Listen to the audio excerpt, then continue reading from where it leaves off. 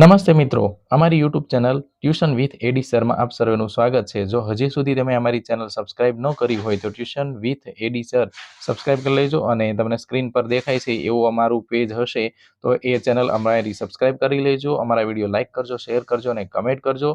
અને હજી સુધી જો તમે તમારા મિત્રોને શેર ન કર્યું હોય તો શેર કરી દેજો. ચેનલમાં બાળકોને લગતા દરેક પ્રકારના વિડીયો, બાળકોને શીખવા જેવી પ્રવૃત્તિઓ અને બાળકો જે કંઈ અલગ અલગ એક્ટિવિટી કરે છે એ અમે અહીંયા અપલોડ કરતા હોઈએ છીએ. પછી જો તમારા વિડીયોની ક્વોલિટી સારી ન હોતી હોય તો સેટિંગ પર ક્લિક કરવાનું છે અને ત્યાર પછી ક્વોલિટી ઉપર ક્લિક કરી અને 400 એડવાન્સમાં જઈ અને 480ની ઉપરની ક્વોલિટીમાં તમે વિડીયો જોશો એટલે વિડીયોની ક્વોલિટી છે એ સારી આવશે. તો જો તમને કોઈ બોર્ડ ઉપરના અક્ષર ન દેખાતા હોય તો આવી રીતે તમે સેટિંગ કરી લેજો. Thank you so much.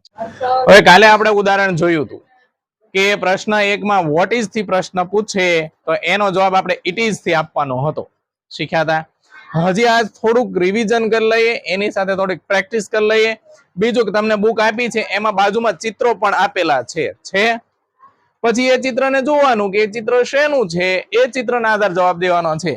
હું અહીંયા જે પ્રશ્નો મેં લખેલા છે એ પ્રશ્નો એમાંથી જ છે. જો એમાં પહેલા 3 પ્રશ્નો જો એ જ હશે. છે કાલનું ઉદાહરણ એમાં હશે. છે હજુ આજ આપણે જોઈએ કે વોટ ઇઝ ઇટ પ્રશ્ન પૂછો છે. વોટ ઇઝ ઇટ તો એનું ગુજરાતી શું થશે? વોટ ઇઝ ઇટ નું ગુજરાતી શું થશે નંદની? તે શું છે? તે શું છે? હવે બાજુમાં તમને ચિત્ર આપ્યા છે, એમાં 2 નામ લખ્યા છે, એક ક્લોક અને એક પિક્ચર.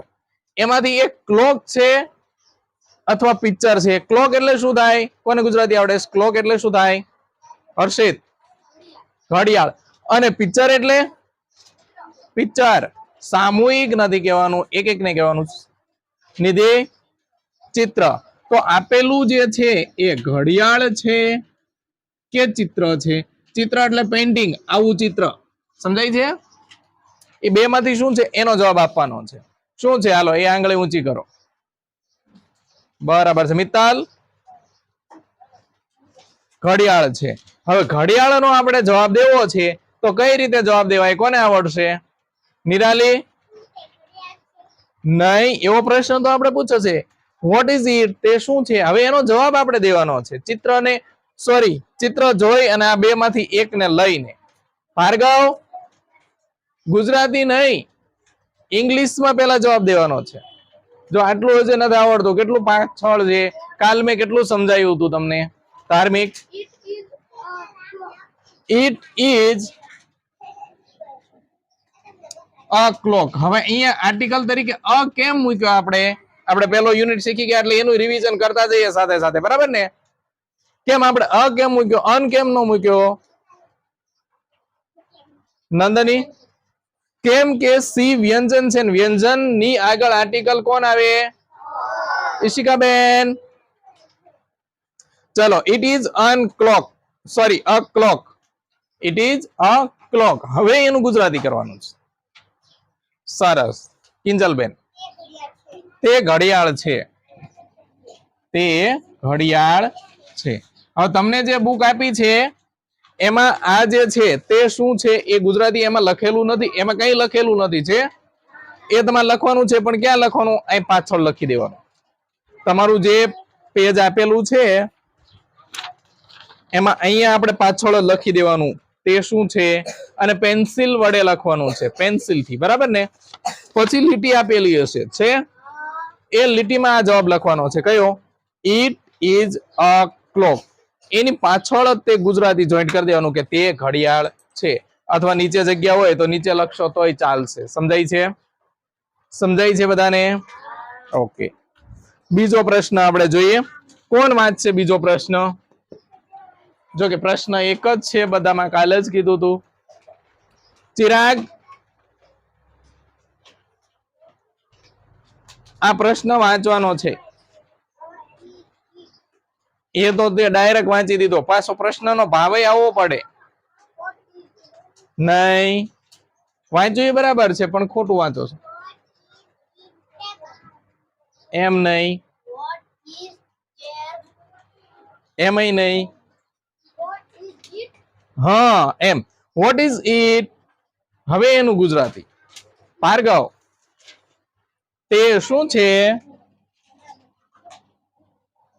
બાજુમાં આપેલા ચિત્રમાં આ બે નામ મને આપ્યા છે. નામ વાંચો. શું લખ્યું છે પેલું? બીજું?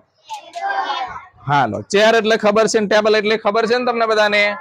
ચાલો હવે ચિત્રમાં જોઈને કયો જોઈ શું જવાબ આપશું આપણે? અરમાન, હે ખાલી ટેબલ? આખો જવાબ.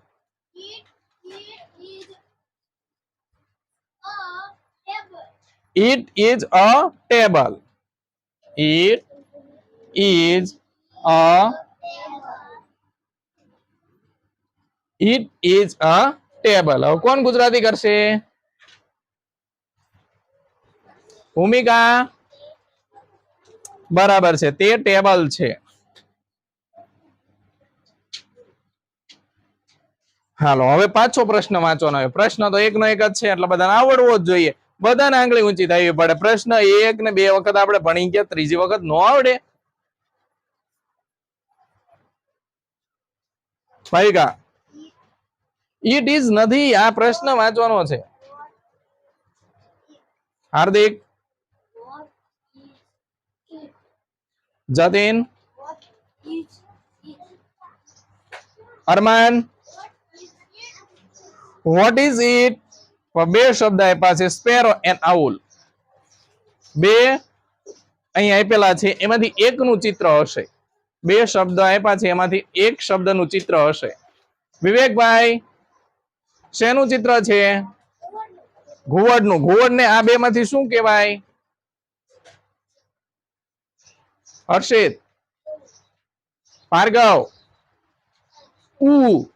ખાલી આઉલ કહેવાય. શું કહેવાય? તો પહેલા એનું ગુજરાતી કરીએ. What is it? એનું ગુજરાતી શું થશે? રોશની, તે શું છે? હવે તે આઉલ છે એવો જવાબ આપણને મળ્યો છે. તો હવે એનું ઇંગ્લિશમાં કેવી રીતે જવાબ લખાય? ઇંગ્લિશમાં કેવી રીતે લખશું આપણે? બે જવાબ તો આપણને આપી જ દીધા છે બોર્ડ પર. વિવેકભાઈ, ખોટું. કેમ કે આર્ટિકલ નો મૂક્યો. કોક નવાને આપણે પૂછશે. કોને પૂછશું? કોઈ નવી આંગળી જ નથી ઊંચી કરતા. હાલો ઈશિકાબેન બોલો જ જઈ. નહીં, જવાબ આપવાનો છે.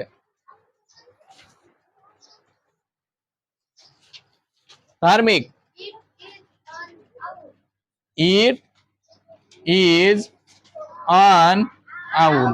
હવે અહીંયા આપણો આર્ટિકલ ફરી ગયો. અહીંયા બે જગ્યાએ અ હતો પણ અહીંયા અન આવ્યો. કેમ અન આવ્યો? કોણ કહેશે મને? કેમ અન આવ્યો? નિધિ, કેમ કે ઓ સ્વર છે એટલા માટે. બરાબર. ચાલો, ઇટ ઇઝ અન આઉલ નું ગુજરાતી શું થશે?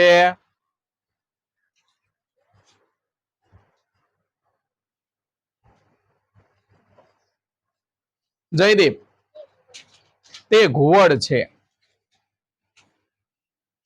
બરાબર. આવી રીતે તમારે વાક્ય લખવાના છે અને પેન્સિલ વડે બુકમાં લખવાના છે. લખો પેલા. ચલો પેલા, હા, તમને બુક આપીને એમાં પેલા લખવાનું છે.